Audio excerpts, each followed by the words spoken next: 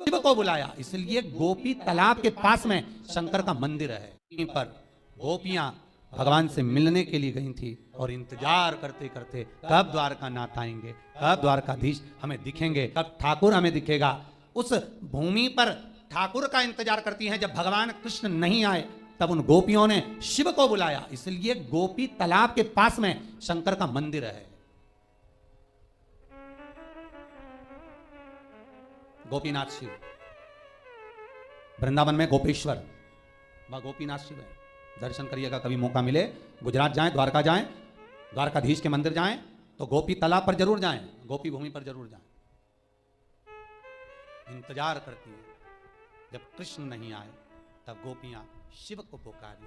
भगवान शंकर एक गोपी का रूप रखकर, 2 बार मेरा शंकर गोपी बना है, एक वृंदावन की रज में गोपेश्वर महादेव, दूसरी बार इन गोपियों के बीच में सांत्वना देने के लिए, समझाने के लिए, इनके प्रेम को धीर बंधाने के लिए। बहुत जरूरी है महाराज, आप किसी के सुख में जाकर भड़े ना खड़े हो, पर दुख में कम से कम एक बार जाकर कह सकते हो चिंता करने की जरूरत नहीं है। बैठे हैं अभी हम, इतना बोल देना अभी आपके लिए बहुत बहुत।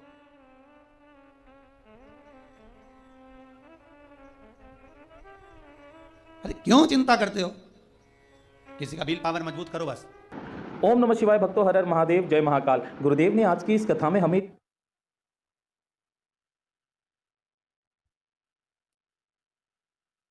दुनिया का कितना भी दरिद्र व्यक्ति हो,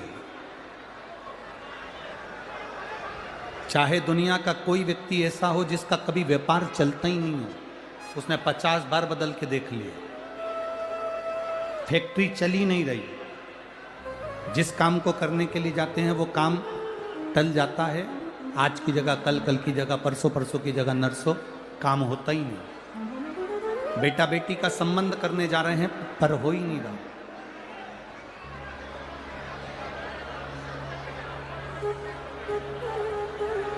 कितना भी दरिद्र से दरिद्र व्यक्ति है, कितना भी दीन से दीन व्यक्ति है,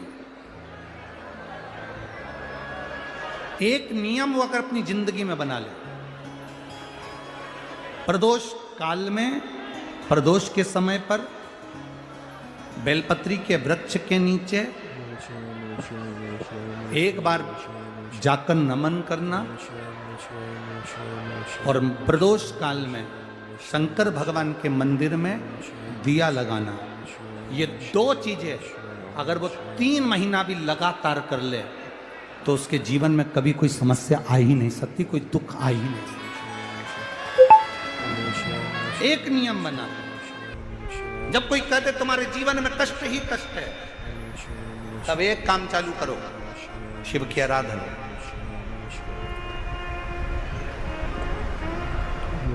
तब एक काम चालू करो, भगवान शंकर की आराधना। 3 चीजें अपना लो।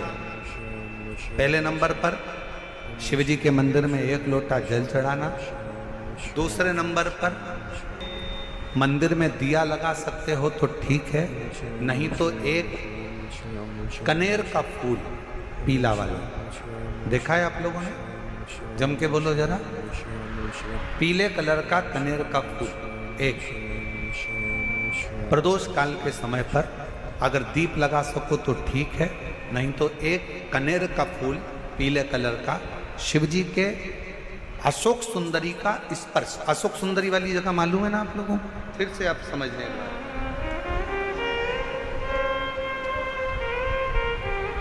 ये शिवलिंग, जलाधारी, ये चरण, राइट में गणेश जी, लेफ्ट में कार्तिकेय जी, मध्य भाग में जो एक मोटी सी लाइन होती है वो अशोक सुंदरी का स्थान होता है। जहां पर शिवलिंग रखा हुआ है ये पार्वती जी का हस्त कमल। शिवलिंग के ऊपर जो कलश में से एक एक बूंद पानी गिरता है वो शंकर जी की 5 लड़कियां, जया, विषहरा, शामली बारी, दौतली, देव। शिव जी के 6ठे नंबर की लड़की अशोक सुंदरी मध्य भाग में। जब एक कनेर का फूल प्रदोष काल में अशोक सुंदरी वाली जगह पर स्पर्श कराकर शिव जी को समर्पित करना। 3 क्रम है, अगर बन सके तो करो। पहला 1 लोटा जल चढ़ाना। दूसरे नंबर पर अगर बहुत ज़्यादा तकलीफ की जिंदगी चल रही हो, बहुत कष्टमय जीवन चल रहा हो और सब ने कह दिया कि तुम्हारी किस्मत में तो धक्के ही लिखे हैं, केवल आप धक्के ही खाओगे, तो 1 कनेर का पुष्प प्रदोष काल में अशोक सुंदरी का स्पर्श कराकर शिवलिंग पर चढ़ाओ और शिव की आराधना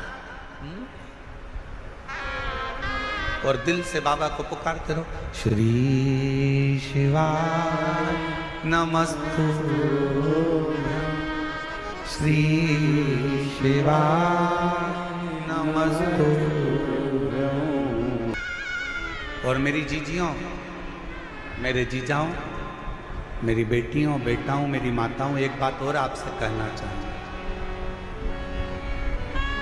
जब आप पशुपतिनाथ का व्रत करो ना, पशुपति व्रत को अगर आप धारण करो, या सोमवार का व्रत करो, या शिवरात्रि का व्रत करो, या प्रदोष का व्रत करो, या आप शंकर जी के मंदिर में जाकर कोई उपास, कोई व्रत, कोई पूजन कर रहे हो ना, तो एक निवेदन और आज इस व्यासपीठ से करें आप लोगों के लिए। आपकी पूजन की थाली में सब कुछ है, सब कुछ। और जो आपके पास में बैठकर पूजन कर रही है, उसकी थाली में अगर कोई कमी रह गई है ना, तो शिव महापुराण ये भी कहती है कि शंकर के सामने बैठकर किसी की पूजन की थाली में भी कमी मत देखो। बन सके अपनी पूजन की थाली में से थोड़ा सा सामान उसकी थाली में रख दो। प्रयास करना कि वो कमी ना देखी जाए। अगर हम भगवान की साक्षी में भी अगर कमी देखेंगे तो हमारे जीवन में कमियां बढ़ती चली जाए। हम क्यों कमी? हे गुरुजी, हमारी टेम्परेरी नौकरी है, बहुत कष्ट में हम, क्या करें हम? कहीं मत जाओ, तुम्हारे नजदीक में जो शंकर का मंदिर है उस मंदिर में जाकर झाड़ू लगाना प्रारंभ कर दो। तुम्हारे शिव जी के मंदिर में कहीं पोछा लगाना प्रारंभ कर दो। तुम्हारे शंकर के मंदिर में थोड़ा सा चंदन घिसना प्रारंभ कर दो। नौकरी पर जाओ, ड्यूटी पर जाओ, बच्चों को संभालो, परिवार को संभालो, उसमें से थोड़ा सा समय शंकर जी को देना प्रारंभ करो। थोड़ा सा समय निकालना शिव जी के लिए, थोड़ा सा समय। ए गुरुजी, अभी मेरी तनख्वाह तो मात्र 8,000 रुपए मिलती है, प्राइवेट जॉब कर रहा हूं, परिवार बड़ा है, गुरुदेव दिल्ली जैसे शहर में रह रहा हूं, बहुत दुख का जीवन चल रहा है, क्या करूं? किसी को हाथ नहीं दिखाना, किसी को पत्रिका नहीं दिखाना, किसी को भाग्य नहीं दिखाना, अब जो कुछ दिखाना अपने शंकर को दिखाना, उसके मंदिर में सेवा करना प्रारंभ करो। और मेरे बाबा तेरी सबसे बढ़िया, यदि कोई एक बार भी शिवालय की ओर चले जाता है, शंकर की ओर बढ़ जाता है, शिवालय की ओर बढ़ जाता है, तो उसके पितर, उसके पूर्वज और उसके जीवन में कितने भी दोष हों, वो सारे के सारे दोष समाप्त होते चले जाते, सारे दोष। और शायद तो कि तुम्हें मंदिर जाना ही पड़ेगा, मंदिर चलना ही पड़ेगा, मंदिर चलना ही पड़ेगा, मालूम पड़े विवाद खड़ा होगा।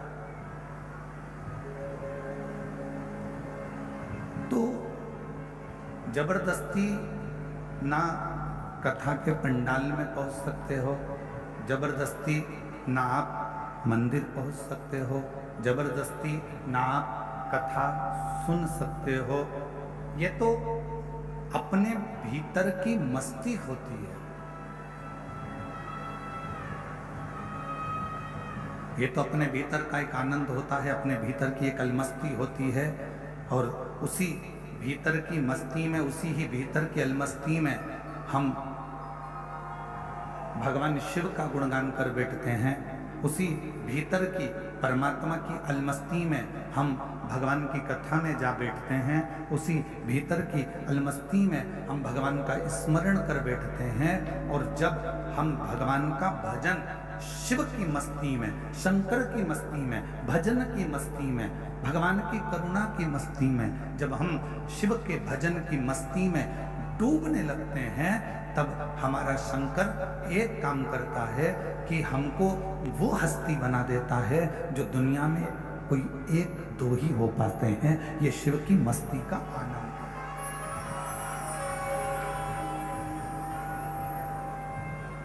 ये भगवान शंकर की अविरल मस्ती का आनंद है। और मैंने तेरे ही भरोसे बाबा, तेरे ही भरोसे हवा बिच उड़ती जावांगी बाबा, डोर हत्थों छड़ी नामे कटी जावांगी। भोले मैं तेरी पतंग, शंभू मैं तेरी पतंग, हवा बिच उड़ती जावांगी बाबा, डोर हत्थों छड़ी नामे कटी जावांगी। तो हमारे भीतर जब शिव नाम की मस्ती हो, हमारे भीतर जब भगवान शंकर के नाम की मस्ती हो, हमारे भीतर जब शिव नाम का स्मरण हो, हमारे भीतर जब शंकर नाम की मस्ती अंदर से भीतर से सम्मुख में प्रकट होने लगे, तब समझ लेना कि शिव तुम्हारे हृदय में आकर बैठ गए। अब तुम साधारण नहीं, तुम्हारी हस्ती स्वयं शिव देवाधिदेव महादेव कुछ निश्चित कर रहे, कुछ भगवान शंकर निश्चित कर रहे। तीन चीजें हैं। पहले नंबर पर है शिक्षा, और वो शिक्षा जिसको हम अच्छे स्कूल में, अच्छे कॉलेज में, अच्छे गुरु के पास, अच्छे टीचर के पास पहुंचकर ग्रहण करते हैं।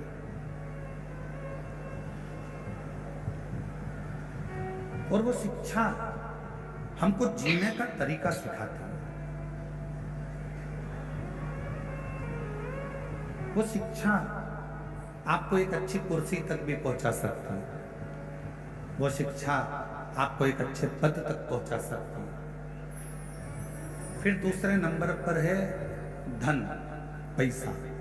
पैसा आपको गाड़ी भी दिला सकता है, बंगला भी दिला सकता है, जमीन भी दिला सकता है, आपको प्रतिष्ठित भी बना सकता है, वैभवपति भी बना सकता है। और तीसरे नंबर पर है संस्कार। शिक्षा, धन और संस्कार। संस्कार यदि आपके जीवन में है, श्रेष्ठ संस्कार यदि आपकी जिंदगी में है, तो आपने जो शिक्षा ग्रहण करी है, आपके पास में जो धन आया है, संपदा आई है, जो शिक्षा आई है, आपके भीतर का संस्कार, आपको शिक्षा और धन के साथ में यदि संस्कार का मिश्रण हो जाता है, तो आप जगत के वो स्त्री, वो पुरुष बन जाते हो जो जीते जी तो पुजाते ही हो, मरने के बाद भी पुजाते हो। संस्कार का पुट उस शिक्षा में, संस्कार का पुट उस धन में हमको और आपको एक ऊर्जा प्रदान करता है, एक बल प्रदान करता है।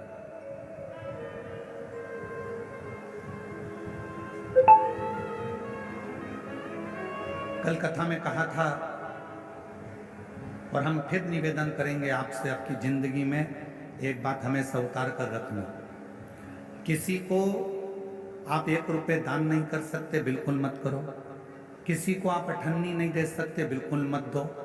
इस व्यासपीठ से हम करें, और एक बार नहीं, हम पहले भी कह चुके, आप किसी को अठन्नी मत दीजिए, 1 रुपया मत दीजिए। आप एक काम करो, अपने घर को, बच्चों को अच्छी शिक्षा दीजिए, और घर के बच्चों को शिक्षा अच्छी दे रहे हो तो फिर उसके साथ एक काम करो, अपने परिवार में कोई पढ़ने का, कोई विद्या अध्ययन करना चाहता है और उसके पास में पढ़ने के लिए पैसा नहीं है, तो उसकी पढ़ाई की, उसकी शिक्षा का पैसा आप दीजिए।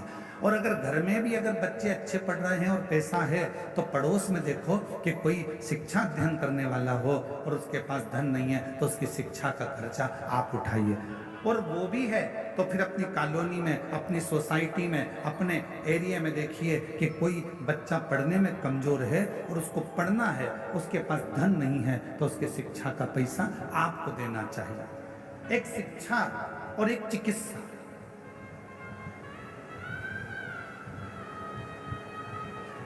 एक शिक्षा और एक चिकित्सा, ये जिंदगी में जितना बन सकता है अच्छे के माध्यम से, अच्छे कर्म के माध्यम से बांटता जाए। और मत बुरे कर्म कर बंदे, वरना पछताएगा, भगवान की आंखों से तू बच नहीं पाएगा, तू बच नहीं पाएगा। अरे ओ अज्ञानी मत करना नादानी, अरे ओ अज्ञानी मत करना नादानी, तेरे कर्म का फल भी तू ही पाएगा, जैसा किया तूने तेरे आगे आएगा। मत बुरे कर्म कर बंदे, वरना पछताएगा, भगवान की आंखों से तू बच नहीं पाएगा, तू बच नहीं पाएगा।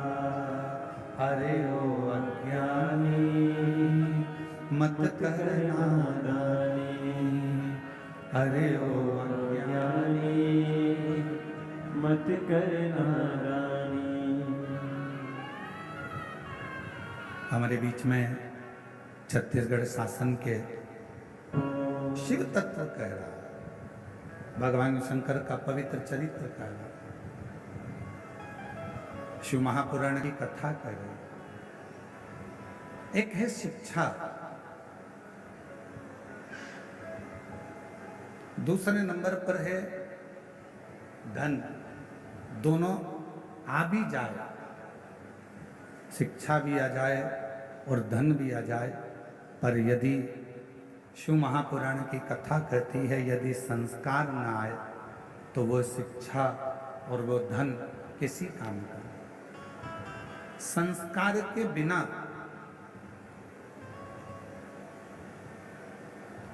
आपका धन बेकार है। एक बात पूछें, जरा उत्तर दीजिएगा। जितनी मेरी जीजियां बैठी हैं, जितने मेरे जीजा बैठे हैं, सब उत्तर देना। पूरे घर में जितने कमरे हैं, तुम्हारे घर के अंदर जितने रूम हैं, जितने कमरे हैं, उन कमरों में, उन रूम में सबसे अच्छा रूम, सबसे भरा हुआ रूम, जिस रूम में सबसे ज्यादा आनंद आपको आता है रुकने में, बैठने में, बोलने में, वो रूम अगर होगा तो आपके घर की माँ का, आपके पिता का रूम होगा, जिसमें थोड़ी देर बैठोगे तो आनंद की अनुभूति होगी। अपने माता पिता का रूम, अपने माता पिता का कक्ष, अपने माता पिता का रूम। दिन भर की थकान हो, दिन भर की तकलीफ हो, थकान हो, कष्ट हो बहुत ज़्यादा, आप थोड़ी देर अपनी माता के कमरे में, अपने माँ के कक्ष में, थोड़ी देर अपने पिता के कक्ष में, जो घर के बुजुर्ग हैं उनके पास में 2 मिनट, 2 क्षण, 5-10 मिनट जाकर बैठ जाइए। और आप जब वहां पर जाकर बैठेंगे तो शिव महापुराण की कथा कहती है, आपको ऐसा लगेगा कि मेरे सिर पर किसी बुजुर्ग का हाथ है, मेरे सिर पर कोई बड़ा बैठा हुआ है और मैं इस कार्य को कर सकता।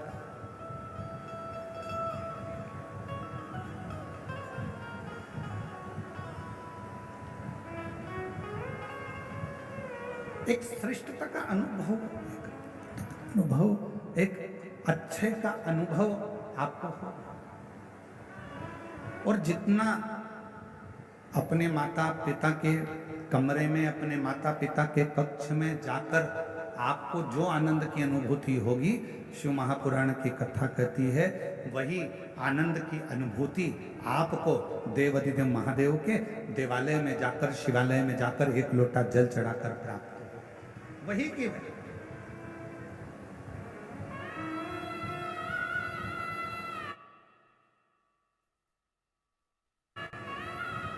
और शिव महापुराण की कथा कहती है, भगवान शंकर का चरित्र कहता है कि एक शिवजी ने माता सती से प्रेम किया, माता सती ने शंकर भगवान से प्रेम किया।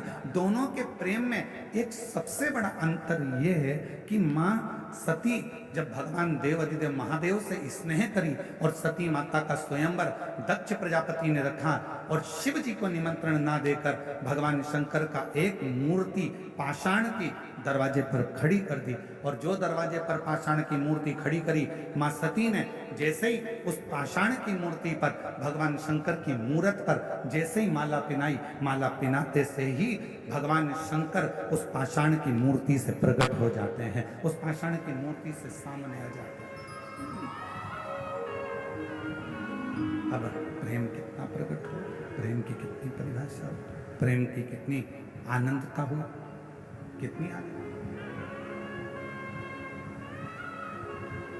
शिव महापुराण की कथा कहती है, यदि आप भगवान देवाधिदेव महादेव से स्नेह करते हो, प्रेम करते हो, शिव को अपना पिता मान लेते हो, भगवान शंकर को अपना एक आनंदमय भाव मान लेते हो, और शिव जी के मंदिर में जाकर आप जब एक लोटा जल समर्पित करते हो, शंकर भगवान से अपने मन की बात करते हो, शिव जी को अपने हृदय की बात जब श्रवण कराते हो, दुनिया की दृष्टि में हो सकता है कि वो पाषाण हो, दुनिया की दृष्टि में हो सकता है कि वो पत्थर का शिवलिंग हो, दुनिया की दृष्टि में हो सकता है कि वो एक पाषाण हो सकता है, दुनिया की दृष्टि में केवल एक पत्थर का एक मूर्ति हो सकती है, शिवलिंग हो सकता है, पर शिव महापुराण की कथा कहती है जब आप दिल से, प्रेम से, स्नेह से एक लोटा जल शिव को समर्पित करते हो और अपने मन की बात कहते हो, उस समय पर शिव पाषाण के नहीं रहते, पत्थर के नहीं रहते। मेरा वो घड़दानी आपकी बात सुनने के लिए आपके सम्मुख में हालाजुर विराजमान हो जाते।